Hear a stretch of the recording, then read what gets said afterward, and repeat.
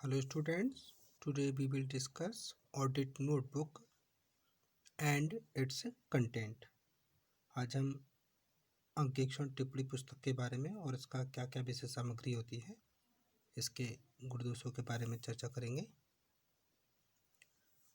देखिए, जिस प्रकार किसी भी व्यक्ति को अपने व्यवसाय से संबंधित सभी बातों को याद रखना इम्पॉसिबल है, उसी प्रकार अंकेक्षक को भी अंकेक्षण कार्य से संबंधित सभी महत्वपूर्ण बातों एवं वित्तीय व्यवहारों को याद रखना अत्यंत कठिन होता है।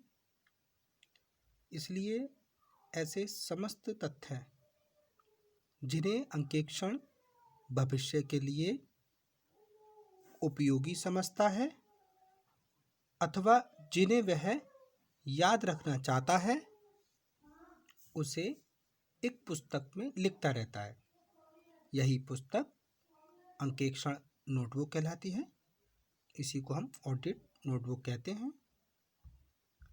साधारणतः अंकेक्षक नोटबुक से आशय एक ऐसी पुस्तिका से होता है जिसमें अंकेक्षण कार्य करते समय जो भी महत्वपूर्ण बातें हैं उनको नोट करता रहता है। इस पुस्तक में अंकेक्षण के मध्य आने वाली सभी आवश्यक सूचनाओं और विवरणों को संक्षेप में लिखा जाता है। इसमें लिखी जाने वाली कुछ मदें समझेंगे कौन कौन सी होती हैं। जैसे संस्था के स्वामी द्वारा रखी जाने वाली भिन्न प्रकार की पुस्तकें, प्रसंविदे जो प्रसंविदाएँ होती हैं, व प्रलेखों की सूची। जैसे अगर कंपनी है तो कंपनी की दशा में पार्षद सीमा नियम, पार्षद अंतर नियम, कार्यवाही पुस्तक, अनुबंध पत्र। अगर साझेदारी की दशा है तो उसके लिए साझेदारी अनुबंध। इसके साथ संस्था के प्रमुख अधिकारियों के नाम, उनके क्या क्या अधिकार हैं, क्या क्या उनके कर्तव्य हैं, क्या क्या उनकी जिम्मेदारी बनती है, उनके दायित्व इस पुस्तक में लिखे जाते हैं। व्यवसाय में उपयोग किए जाने वाले तकनीकी शब्दों की एक लिस्ट और उनका क्या अर्थ है, इस ऑडिट नोटबुक में लिखा जाता है। और ऐसी प्रमुख मदें जिनका स्पष्टीकरण या व्याख्या आवश्यक होती है, इन्हें भी हम ऑडिट नोटबुक में नोट करते हैं। और सभी प्रकार की त्रुटियां व छल कपटों का संक्षिप्त में विवरण इस ऑडिट नोटबुक में लिखा जाता है। खोए हुए प्रमाणकों की सूची तथा उनके विषय में स्पष्टीकरण या प्रतिलिपि की प्राप्ति। व्यवसाय में खाता रखने की पद्धति और प्रयोग में लाई जा रही पुस्तकों की सूची को इस ऑडिट नोटबुक में लिखा जाता है। प्रमुख पुस्तकों के जो बैलेंस निकल के आते हैं, उनका जो योग करते हैं, इसके बारे में इसमें नोट किया जाता है। ऐसी प्रमुख बातें जिनका उल्लेख अंकेक्षण रिपोर्ट में किया जाना हो, उनको भी हम ऑडिट नोटबुक में लिख के रखते हैं। इसके अलावा कोई ऐसी प्रॉब्लम आ जाती है जिसके विषय में हमें जो वरिष्ठ अधिकारी हैं उनसे कोई वार्ता करनी है, तो उसका कार्यक्रम भी इसमें नोट करते हैं। अंकेक्षण कार्यक्रम की प्रति इसमें लगा के रखते हैं। प्रतिभूतियों के संबंध में आवश्यक सूचनाएं तथा संक्षिप्त विवरण इसमें नोट किया जाता है। आंतरिक निरीक्षण प्रणाली की जो व्यवस्था फॉलो की जा रही है, उसका संक्षिप्त विवरण इसमें नोट किया जाता है। अंकेक्षण कार्यक्रम में लगे कर्मचारियों के जो सुझाव हैं, इसको ऑडिट नोटबुक में लिखा जाता है। व्यवसाय में प्रयुक्त सभी तकनीकी मामले और जो भी शब्दावलियाँ होती हैं, इसको ऑडिट नोटबुक में नोट किया जाता है।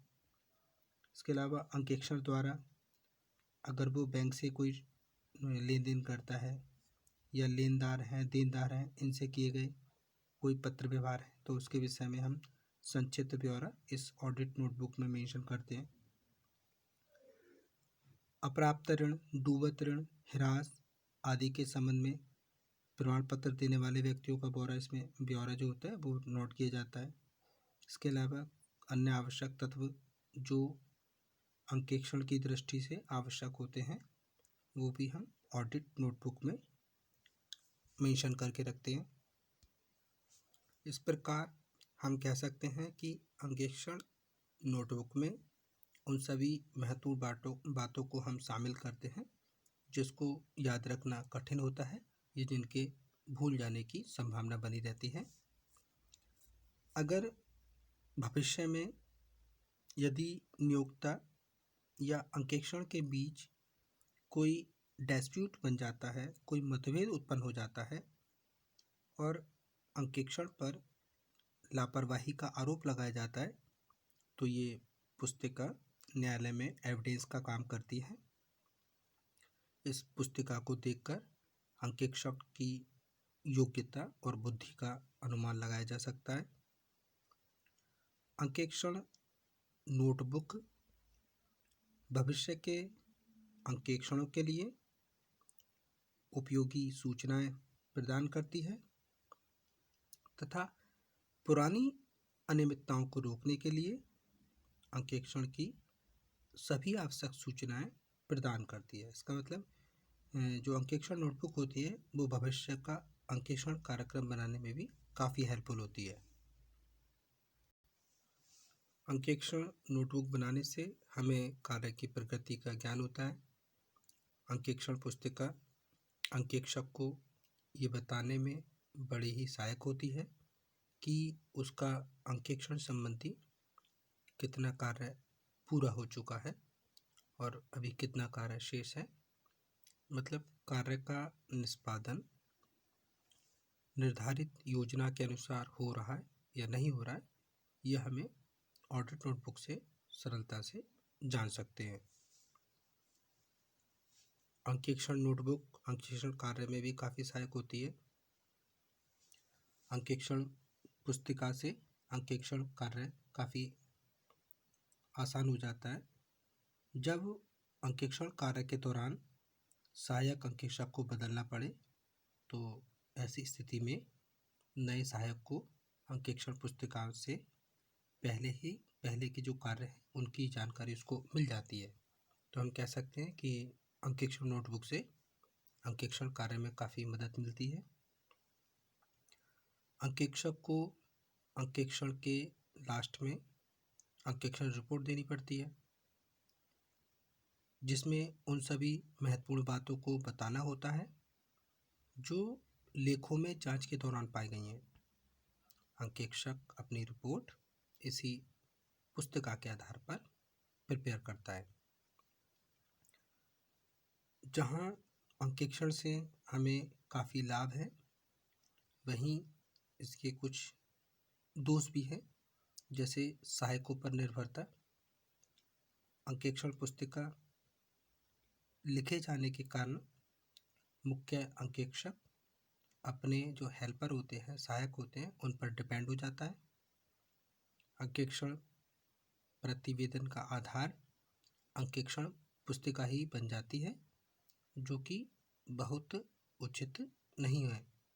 इसका मतलब जो अंकेक्षक होता है वो सहायकों पर निर्भर रहता है। इसके अलावा इसमें कभी कभी क्या होता है, अंकेक्षक के जो सहायक होते हैं वो जानबूझकर गलती ढूंढने या अंकेक्षण पुस्तिका में दर्ज कराने का दृष्टिकोण अपना लेते हैं।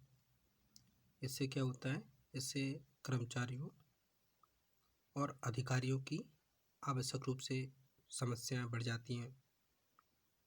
इसके अलावा यदि अंकेक्षक सहायकों द्वारा जानबूझकर गलती ढूंढने का दृष्टिकोण अपना लेता है या अंकेक्षक सहायकों द्वारा जानबूझकर गलती ढूंढने या किसी प्रकार की कोई लापरवाही बरती गई है तो न्यायालय में अंकेक्षण पुस्तिका सहायकों वह अंकेक्षक के लापरवाही का प्रमाण भी बन जाती है। इस प्रकार हमने यहाँ पे अंडरस्टूड किया कि ऑडिट नोटबुक ऑडिट पक्ष से संबंधित सभी महत्वपूर्ण और वित्तीय बातों को समझने के लिए उपयोगी होती है, जिनको हम याद रखना याद नहीं रख पाते हैं, और उसको अगर पुस्तक में लिखते रहें तो वो हमारे लिए काफ़ी हेल्पफुल होती है, कंपनी के लिए हेल्पफुल होती है, साझेदारों के लिए हेल्पफुल होती है। अंकेक्षण कार्यक्रम में लगे हुए कर्मचारियों को सुझाव देने के लिए हेल्पफुल होती है।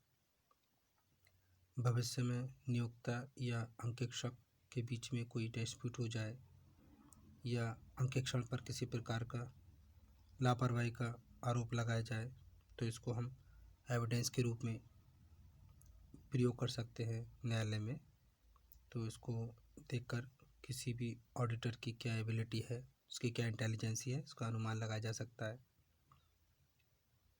अंकेक्षण नोटबुक भविष्य के अंकेक्षण जो इन फ्यूचर हम अंकेक्षण करते हैं उनके लिए उपयोगी सूचनाएं देता है, और जो पुरानी अनियमितताएं हो जाती हैं उनको रोकने में काफ़ी हेल्पफुल होता है। इससे हम कार्य की प्रगति का ज्ञान कर पाते हैं कि हमारा कितना कार्य अभी पूरा हो चुका है और कितना कार्य अभी करना शेष है। अंकेक्षण के अंत में जो रिपोर्ट तैयार करनी होती है, तो जिसमें उन सब महत्वपूर्ण बातों को बताना होता है जो लेखों में जांच के दौरान पाई गई। तो अंकेक्षण क्या करता है, अपनी जो रिपोर्ट प्रिपेयर करता है इसी के आधार पर करता है। अंकेक्षण नोटबुक में सभी महत्वपूर्ण बातों को लिखने से अंकेक्षण कार्य में एकरूपता बनी रहती है, जिससे समय एवं श्रम की भी बचत होती है। तो इस प्रकार हम कहें तो अंकेक्षण कार्य के लिए जो अंकेक्षण टिप्पणी पुस्तक होती है बहुत ही महत्वपूर्ण होती है। तो आज की वीडियो के लिए इतना ही। Thank you very much students.